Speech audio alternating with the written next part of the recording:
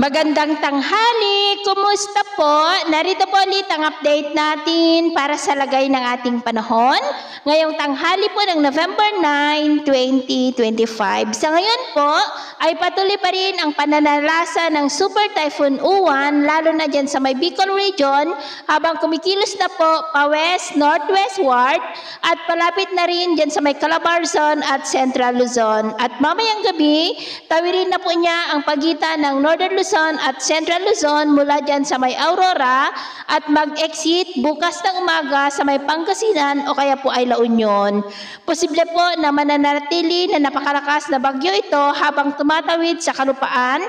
Kaya maghanda na po habang may oras at maliwanag pa. Ang bagyo ngayon ay nasa layo po ng 116 km east ng Daet, Camarines Norte o kaya naman po ay 24 km north ng Catanduanes. Nataglay po ang lakas ng hangin na maabot po sa 185 km per hour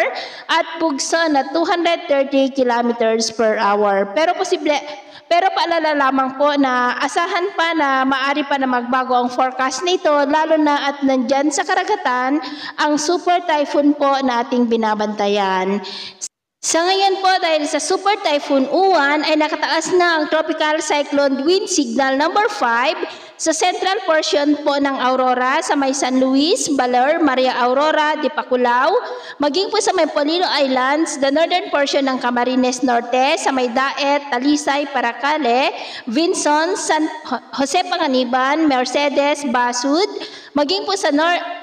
sa eastern portion ng Camarines Sur sa may Siruma, Caramuan, Garchitorena, Tinambak, Lagonoy at Catanduanes. Signal number 4 po sa southern portion ng Isabela, sa may San Agustin, Jones, Etiague, Dinapigue, San Guillermo, Quirino, the eastern portion ng Nueva Vizcaya, sa may Dupax del Sur, Dupax del Norte, Alfonso Castañeda, Kasibu, ganun din po sa nalalabing bahagi pa ng Aurora, Nueva Ecija, the eastern portion ng Pampanga sa may Candaba, ganun din po sa northern and eastern portions ng Bulacan sa may Doña Remedios Trinidad, San Miguel, San Ildefonso, Norzagaray, San Rafael, ganun din po sa northern and eastern portion ng Quezon sa may Tagkawayan, Calawag, Ginayangan, Perez, Alabat, Quezon, Infanta, General Nakar, Real, the rest of Camarines Norte, nalalabing bahagi po ng Camarines Sur, the northeastern portion ng Albay sa may Rapu-Rapu, Bakakay, City of Tabaco,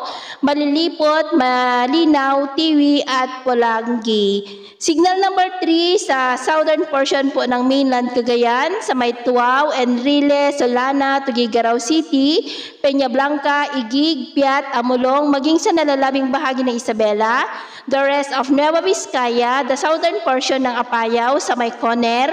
Kalinga, Abra, Mountain Province, Ifugao, Benguet, Ilocos Sur, La Union, Pangasinan, Zambales, Bataan, Tarlac, nalalabing bahagi po ng Pampanga, the rest of Bulacan, Metro Manila, Cavite, Batangas, Rizal, Laguna, Metro Manila, ganoon din po sa nalalabing bahagi pa ng Quezon, Marinduque, the rest of Albay, Sorsogon, Ticao, and Burias Island.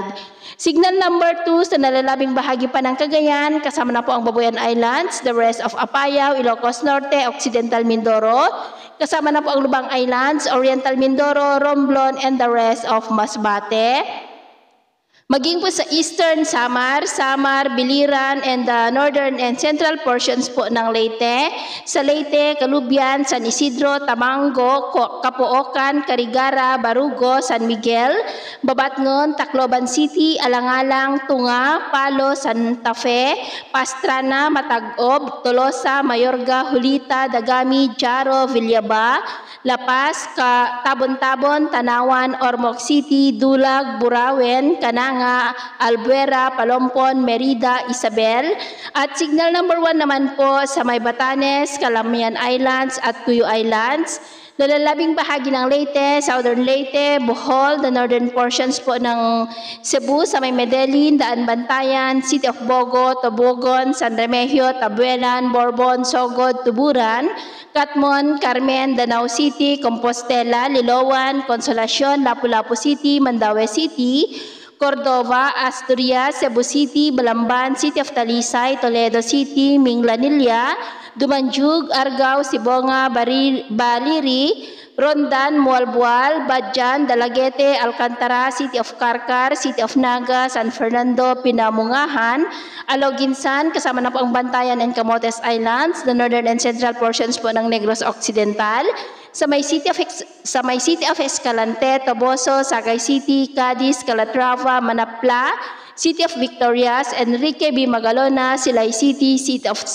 of Talisay, San Carlos City, Salvador, Benedicto, Murcia, Bacolod City, Hingigaran, City of Himamaylan, Binalbangan, Isabela, Moises Padilla, La Castellana, Pontevedra, San Enrique, La Carlota City, Bago City, Valladolid, Pulupandan, ganoon din po sa northern portion ng Negros Oriental, sa may Canlaon City, Himalalud, La Libertad, Tayasan, Vallehermoso, City of Gihulngan, ganoon din po sa may Guimaras, Iloilo, Capiz, Aklan at Antique, maging sa may Dinagat Island, Surigao del Norte, the northern portion po ng Agusan del Norte, sa may Tubao, Santiago, Jabonga, Kitcharao, ganoon din po sa northern portion ng Surigao del Norte, sa may Carrascal, Cantilan, Madrid, Carmen, Lanuza at Cortez. Iba yung pag-ingat po at paghanda dahil palapit na po ang super typhoon, lalo na po dyan sa may Southern Luzon, Central Luzon, kasama ang Metro Manila at Northern Luzon. At sa atin man pong mga baybayin, dahil pa rin sa bagyo ay pinagbabawal na po ang papalaot sa lahat ng klase ng sasakyang pandagat sa buong seaboard ng silangan ng ating bansa dahil ang mga alon po dyan ay aabot hanggang sa 4.5 to 14 meters height. Kaya hanggat maaari po ay iwasan na muna natin ang papalaot dyan sa mga may kulay pula para po mas makaiwas sa mga sakunang pangkaragatan. So, ito po lang latest update natin sa araw na ito. At ako po muli si Gems na nagsasabing, sa kahit anong pagsubok po na darating sa ating buhay, huwag na huwag po tayong mawawalan ng pag-asa. Thank you and God bless!